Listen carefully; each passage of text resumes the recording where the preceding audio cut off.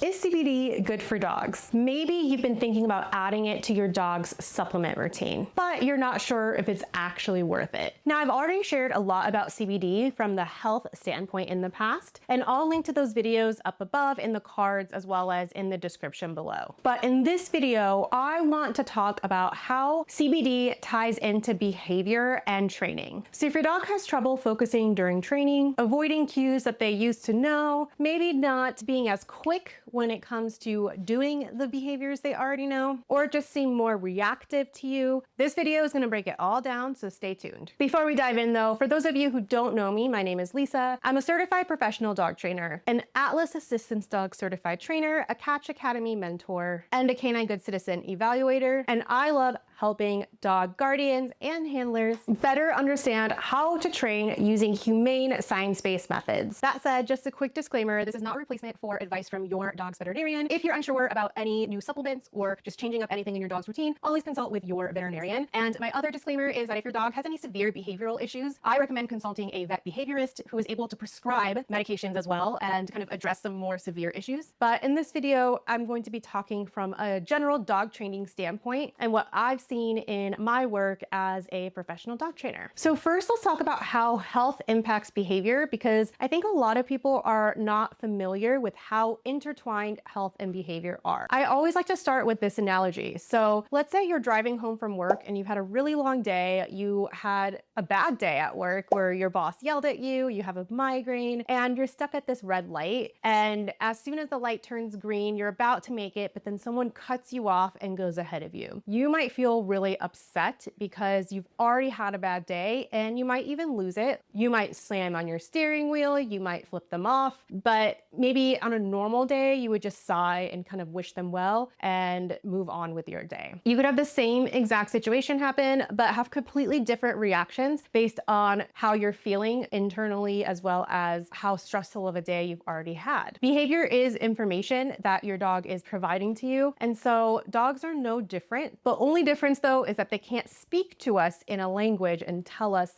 verbally what they're feeling internally, but they do speak to us using their body language. So I'm gonna go over a few different examples of what I mean by that. First, let's talk about pain. Pain can have a massive impact on your dog's behavior. And of course, having an official diagnosed injury counts as pain, but a lot of times, some of the more subtle signs of pain go unnoticed. Honestly, even for humans as well, if you can't see it in an x-ray, sometimes your doctor will kind of brush it off, but that's for humans where you can actually tell your doctor you're feeling sore. For dogs, they can't tell us, right? So especially for dogs, if you can't see it in an x-ray or if they can't diagnose something, it may go unnoticed. Your dog could be sore from sleeping the wrong way, or maybe not getting enough sleep, or maybe you took them on a really long walk and they're sore because they had a lot of exercise the day before, or maybe they're starting to show early signs of arthritis that maybe the vet didn't catch yet. So here are some more subtle behavioral shifts that you might see in your dog if they're experiencing either chronic or acute mild to moderate pain. So first is what we call latency. So how quickly do they do the behavior after you cue them? Of course, there could be distractions and other things around, but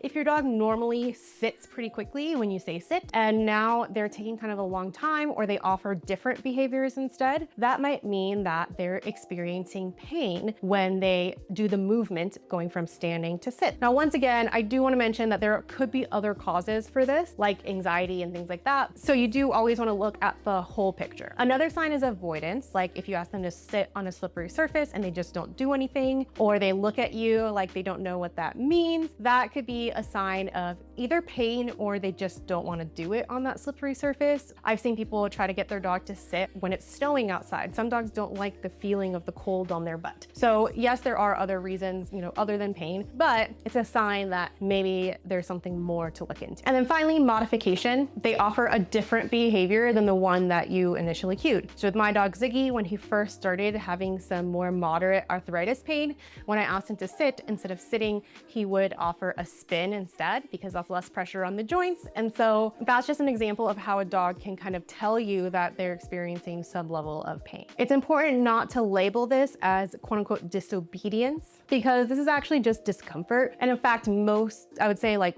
pretty much everything is some level of discomfort emotionally or physically. So I personally don't like to really use the word disobedient anyway, especially if they're experiencing pain. That's definitely not them being disobedient. That's them trying to avoid feeling discomfort and or pain. It's like if you're in a group fitness class and they ask you to do a squat and you just pulled your hamstring, you're probably not going to do that exercise, or maybe you do one just because of the social pressure from the group class and then you're like, ow, and then you start doing something else. And so just keep that in mind. Some other things you might notice if your dog is experiencing some level of pain are things like twitching in the back when you try to touch their mid to lower back or between their shoulders. Something called a head flip. So if you're like touching their butt and you're massaging it and they quickly kind of like whip their head around, and they don't even have to necessarily like, yes, if you do it too intensely, they could nip or bite. But a lot of times, like if you have a solid relationship with your dog and you're not pushing it too far, they might do a quick head flip and like lick your hand excessively. And the more intense they lick your hand, that's probably the more discomfort they're experiencing. And then of course, just excessive licking, even if without the head flip, if they're just licking your hand a lot while you're petting them. And it's not, there's kind of a difference between like a more calm licking and then there's like an intense licking, like they're trying to get you off of them. And of course, if they're biting you, that's far past the point of discomfort. They're letting you know to stop doing that. Now, going back to CBD. So I really like CBD for pain because it has anti-inflammatory properties that can help with this discomfort by supporting the endocannabinoid system. This is the body's internal balancing system that helps regulate pain, digestion, mood, and more. When dogs feel better physically, it almost always improves their behavior too. So next, let's talk about anxiety. CBD can also help dogs who are anxious. But I do want to be clear, like I said in the very beginning of this video, CBD is not a replacement for anxiety medication. Just a side note, if you are going to go the prescription medication route, I always recommend reaching out to a veterinary behaviorist over a standard vet. The analogy I like to use is going to your psychiatrist versus your general practitioner or your family doctor. Your family doctor is going to be very generalized. They can help you with a lot of different things versus a psychiatrist is specialized in medication. So the same thing, a veterinary behaviorist is kind of like a psychiatrist, but for your dog, and they can prescribe medications and they're specialized in that aspect of medicine. That said, CBD is a great option for mild to moderate anxiety, or at least to test out as a first step before you try medication. It can also help with more situational anxiety. So if your dog is fine most of the time, other than when you take him to the groomers or when you travel or when you have a house guest over, CBD can also kind of be that situational supplement that you use for those specific instances. So I want to talk a little bit about how anxiety and behavior are tied. I think a lot of us are very clear when it comes to like a dog who has its tail tucked and is avoiding a person, cowering in the corner type situation. But there are some other signs that maybe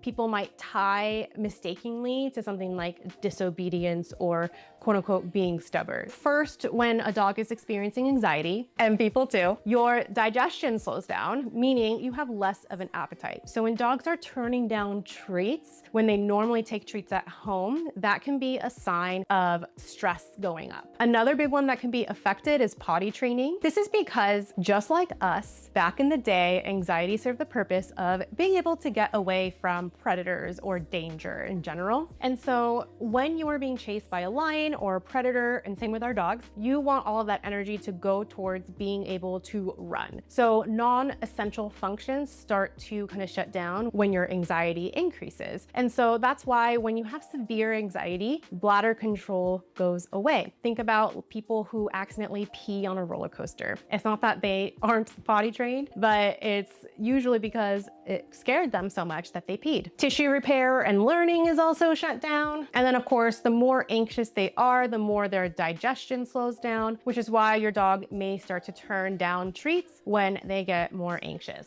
If they are chronically anxious, then hobbies may start to decrease, like chewing, ripping, playing, training. Those are kind of like non-essentials. So if your dog is experiencing chronic anxiety, slowly that drive to do some of the more fun things will decrease. That's why there's so many times where people bring home a dog from the shelter that is shut down, and they're like, oh, he's so well behaved. And then, a month later, they start destroying everything. A lot of times it's because they're starting to get more comfortable. So they're more comfortable to do the hobbies that they like, which are chewing. Ultimately, I just want you to know that a stressed dog is not a dog that is able to learn most efficiently. One other thing I want to point out too is the difference between eustress and distress, because a lot of people get confused about this. Like, oh, my dog won't eat treats when they see a dog across the street, but they're not scared. They're really, really excited. But that's because of something called eustress. So I like to give the analogy when it comes to eustress, someone meeting their favorite celebrity. Another example would be going to like a haunted house. You are paying money to go to a haunted house. I mean, I wouldn't, but people do because they want to experience that eustress. That said, physiologically, eustress and distress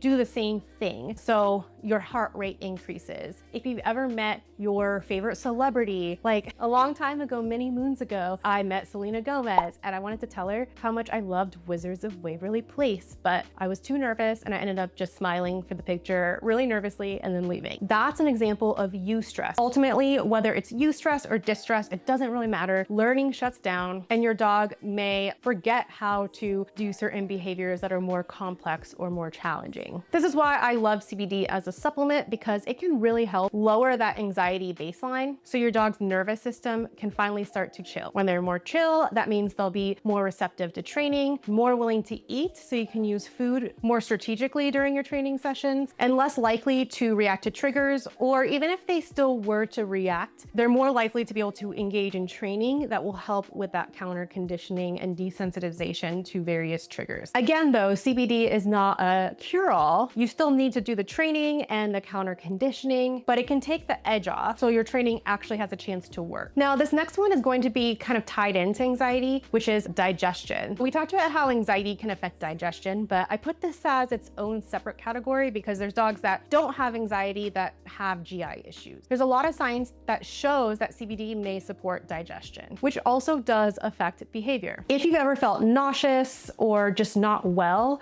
you'll know that it's harder to focus when it comes to doing any sort of activity that requires brain power or learning ability. Same with our dogs. If they're having GI issues or digestion issues, not only does it make it harder to use treats during training, but it also makes it harder for them to focus. By reducing gut inflammation and calming nerves, CBD can help restore balance. And that means we can get back to reinforcing those behaviors that we do want and back to having them focus more on training. What about travel though? I really like using CBD situationally for travel, whether you're flying with your service dog for the first time, or you're flying with a pet in a carrier, or maybe you're just taking a long road trip. CBD can be an excellent supplement to add in. Either way though, I do recommend testing it out beforehand so you can better understand what dosage works for them and how long it takes to kick in before your travel. Before we close out this video, I do want to touch on something that I did touch on the other two videos in more detail, but quality of your CBD definitely matters. Not all CBD is created equal and the industry is not regulated. I actually used to think that CBD was a scam because I bought mine off Amazon, but it ends up that Amazon can't even legally sell full spectrum CBD. Once again, I talk about that more in the other video. I won't get into it too much here, but when I finally tried premium third-party tested CBD, I definitely noticed a huge difference in my dogs as well as the dogs that I've worked with. It also makes a difference in how you give it to them. So ideally you give it to them with minimal food on an empty stomach. In fact, ideally it's on a completely empty stomach, but some dogs don't like the flavor of it, so you may have to mix with a small bit of peanut butter or, add it into a treat. But the less food there is, the more likely the CBD will be absorbed, which means the CBD is more likely to actually work. This is what I recommend looking for when it comes to a high quality CBD. Just a quick rundown. The first thing you want to look for is that it's third party tested. Look for the COA, also known as the Certificate of Analysis. You want it to be full spectrum so that it has that entourage effect. You want less than 0.3% THC so that your dog doesn't get high. We're not trying to get them high. That's not good for them. And last but not least, you want your CBD to come from a plant that is free of heavy metals and pesticides. Finally, I do want to mention that the dosing on the bottle is typically a great place to start, but some dogs will do great with that dosing. I found with other dogs, sometimes adding even a little bit more can really help. So mess around with the dosing as well as testing it on as empty of a stomach as you can. And that way you can see, what the best dosing and timing is to administer their dose of CBD. Now, there are a lot of really amazing CBD brands out there, as well as a lot of trashy CBD brands out there. But if you look for those things that I just mentioned, that's an indicator that it's going to be a high quality CBD. The brand that I personally use and recommend is Petals and Tails. I love that it's woman owned, and they also sell CBD peanut butter pre-made because it makes it really easy to just put on a lick mat or put in a popsicle or whatever and have your dog lick it off the lick mat, because licking is also shown to activate their parasympathetic nervous system, also known as their rest and digest. They also have a CBD paw balm, which is great for itchy paws, and an after bath spray that is lavender smelling and it smells great. I'm an affiliate for Petals and Tails CBD, so if you decide to try them out, you can use my code LISA15 for 15% off your first purchase. I'll also link to them below in the description. All right, so closing out, just a quick recap. While CBD isn't a magic tool, it can be an amazing supplement to add to your dog's routine. When your dog feels better physically and emotionally, you'll find it much easier to train. If you like this video, be sure to give it a little positive reinforcement by giving it a thumbs up, and it also helps out the YouTube algorithm as well. Subscribe if you want more videos like this, and also tap that notification bell to be notified every time I post a new video. All right, that's it for today, everyone, and I will see you in the next video.